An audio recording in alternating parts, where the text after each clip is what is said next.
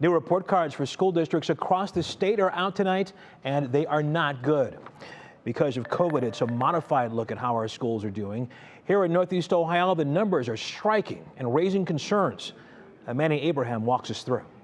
Such an incredibly unique and challenging year for schools. It's because of the significant impact left by the COVID-19 pandemic that the state's report cards look a little different.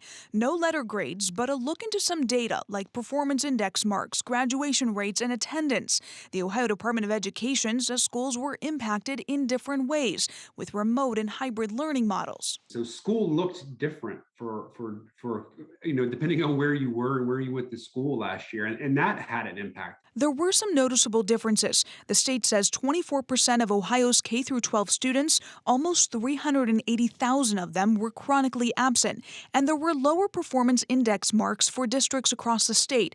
Out of 120 points, Cleveland Municipal Schools scored around 38. In 2018-2019, that stood around 61.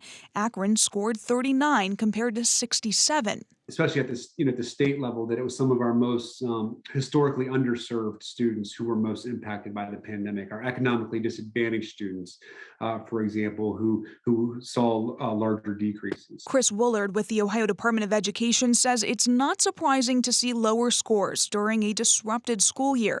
He says they're viewing the results as a new baseline to keep track of progress and also to really look at the long-term effects of the pandemic on education. By and large, schools are back into a somewhat normal. Things are not exactly, things are not exactly how they were before. And so sort of understanding the long-term impact is, these are the things that are going to be years down the road.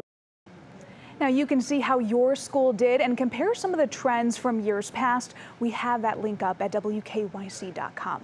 Russ? All right, Manny Abraham in the newsroom. Thank you.